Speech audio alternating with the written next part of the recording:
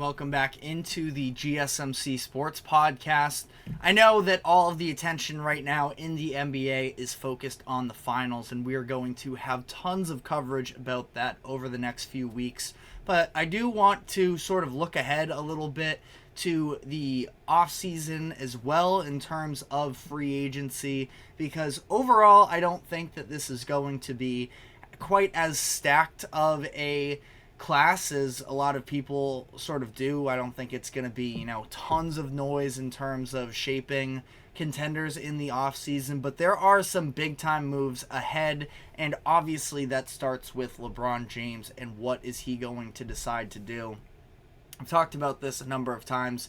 I think the most likely situation is that he does re-sign with the Lakers. When he did so initially, he actually had it, guaranteed through a number of seasons, and unlike what he did for his final stint, the last few seasons in Miami and in his second stint in Cleveland, it was a very much year-to-year structured contract that allowed him outs at any time. I think that that's probably the direction he heads more back to, where he's going to get paid from the Lakers. He can, which is obviously a big deal for him, and I think that he's probably just going to loosen up sort of his future prospects and his possibility of going elsewhere in years to come, and I would imagine the Lakers are probably going to be on board for that. So I expect him to be with the Lakers for another 1 or 2 seasons. We'll obviously have to see where Bronny gets drafted, because that could be a big factor as well. Also, quick side note, we talked about last week as well the idea of could the Lakers draft Bronny. It is official now. It took place Friday, I want to say, that the Pelicans had the rights to the Lakers draft pick this year. It would have been the 17th overall pick. They could either the Pelicans could either take that one or wait until next season to take the Lakers' first round pick, and they ultimately did decide to defer it.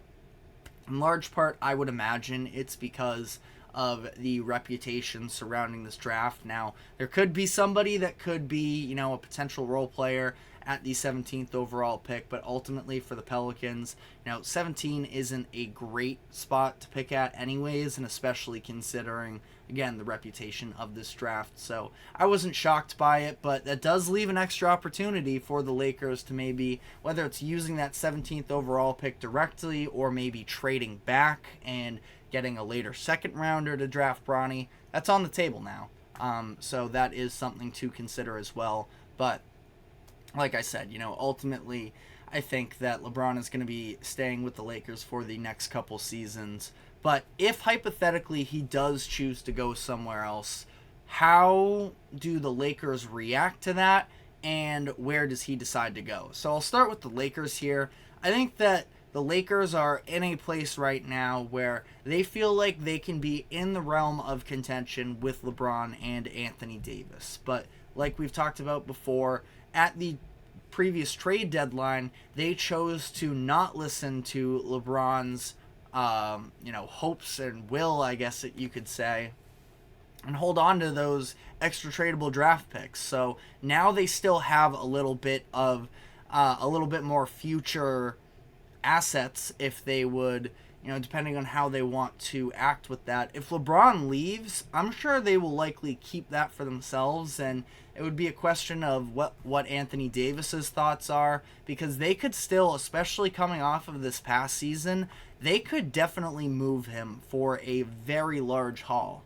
Now, obviously, when you are the Lakers and you're the type of brand that you are, you'd rather be competitive, so that's why I think they're going to give LeBron James whatever he wants. They're going to make sure that he and Anthony Davis play out the next few years there in LA and see if maybe they can break through. I think that ultimately the expectations around them shouldn't be championship. That, back-to-back years we've seen them in the play-in tournament. We've talked about this with the Heat in the past. It's just not a sustainable strategy to put yourself at a disadvantage year after year, give yourself extra games at the end of the season, and ultimately end up matching against a top 2 seed every year. And both the Heat and the Lakers made it to at least the conference finals last year as a bottom 2 seed in the conference. But in both situations, they catch the break of having to play against, the number one,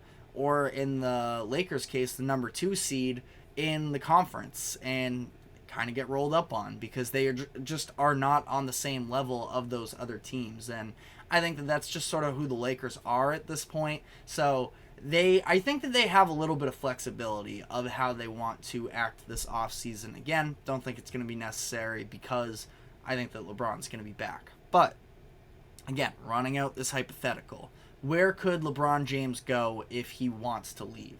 The number one most rumored destination has been Philadelphia because of the money that is available there. The 76ers only have 3 players under contract as things currently stand headed into next season. Joel Embiid, Paul Reed, and Ricky Council IV. Now, Tyrese Maxey, he's a restricted free agent. He is absolutely going to be paid and come back to Philly. But, I think that for the 76ers, is that really any sort of a guaranteed more winning situation than the Lakers are? You're in the Eastern Conference, which is absolutely an advantage over being in the West, considering the depth of both conferences. But again, it's still just a lot of unknown. And we saw this with the coaching search for the Lakers, that LeBron doesn't seem like he wants to be in that same sort of position of holding a lot of power as to what the team does in the offseason with free agency, with their coaching decisions. I think that he just sort of wants to sort of focus on being a player. And again, it's just a lot of unknowns there in Philly. Quickly, some other teams here. Cleveland is an interesting landing spot, obviously going back home to finish off his career. The Cavs should be, legitimately interesting for LeBron in terms of the possibility of winning another championship, which I would imagine is at the top of LeBron's priority list right now. Mitchell would be an elite co-star, and again, very unsure about what his long-term sort of looks like in Cleveland, but if he has a chance to play with LeBron James and win a finals, I think that would be a huge, persuasion point. They have multiple assets that they could trade to shape the team around LeBron and Mitchell. Probably keep one of Evan Mobley or Jarrett Allen. Maybe in this case you go with Allen because he's probably more ready to win a championship than Mobley is, or you keep Mobley because you understand that he is the, higher ceiling long-term piece. Again, Cavaliers already, LeBron or not, have an interesting offseason ahead of them, weighing in the Darius Garland situation as well. Also a team without a head coach. We actually did just get a little mini breaking news that they're going to be interviewing Mike Onori, the assistant coach for the Timberwolves, who was standing on the sidelines while Chris Finch was dealing with his injury this postseason. But ultimately, I think that LeBron's prospects, he could sign wherever he wants to. The Thunder would be another compelling team as well. But ultimately, I feel like the exercise is a little tired out because he is probably going back to LA. And if we get some wind that there is a stronger chance that he isn't going to, I'll be happy to sort of dive into all of those possibilities. But I want to come back to Philly because, like I mentioned, a whole lot of openings on their roster right now with just the 3 guaranteed contracts for next season.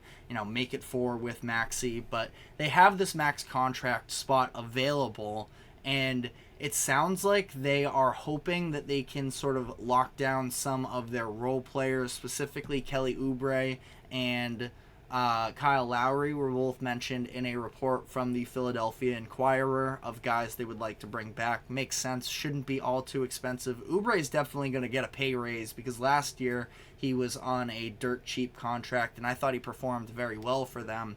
The idea, though, of is it a third star that they need? We've sort of seen NBA teams shift away from this idea of, loading up on a big 3, and if you have 2 really, star-studded players surrounded by a lot of extra talent, that is a very feasible roster-building strategy. And I'd say to some degree, obviously the Celtics have the whole super team narrative that also surrounds them, but it's been building around Jaylen Brown and Jason Tatum for years. And they had all these other role players that sort of, they bought in along the margins of going out to get a Derek White and such, and then it took them to the finals, and now they had an opportunity this past offseason to go all in, get Porzingis and Drew Holiday, but in terms of, signing that traditional third star, I don't know if that's necessarily going to be worth it for Philly. Now, they've been in conversations with the Paul George sweepstakes. I think that is very much possible and would be a pretty good fit for them. He can absolutely outperform what Tobias Harris gave them the past handful of years, and I like Paul George a lot. Now, obviously, he's not the prime version of himself that was an MVP candidate, but still could be somebody who could absolutely step up in big moments. We saw the 76ers struggle a lot in the regular season and in the postseason in the non-Joel Embiid minutes. As much as I love Tyrese Maxey and the future that he has in the NBA, there's still, is he ready necessarily to be, the 1B, call it? Probably not. So you bring Paul George in, and I think that it sort of evenly distributes the basketball. You get a lot of lineup flexibility, I feel like, because Paul George can be a ball handler. I know he's sort of moved all around position-wise throughout the course of his career, but he's somebody who can create for himself and for others. And ultimately, I think the 76ers, as much as, yes, definitely retain the free agents, there are two things they need is another shot creator. Paul George would fit that, granted at a more expensive price, which maybe you disagree with, but get another shot creator, get another backup big, because, Paul Reed's a good player. Mo Bamba's actually sneaky, had his moments, but it was just so clear that was not, viable for them last season when Embiid went down, and again, those backup big minutes just were not good. So let me know what your thoughts are in the comment section, but again, shot creator, backup big, those are the top two things for them, and obviously fill out the rest of the roster.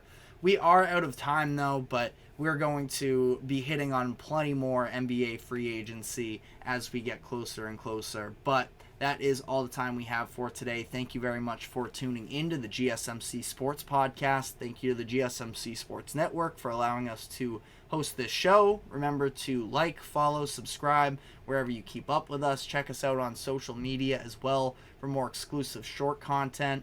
We are live here on the GSMC Sports Podcast every 2 to 3 p.m. Eastern. So we will be back tomorrow afternoon. We will see you then. Take care.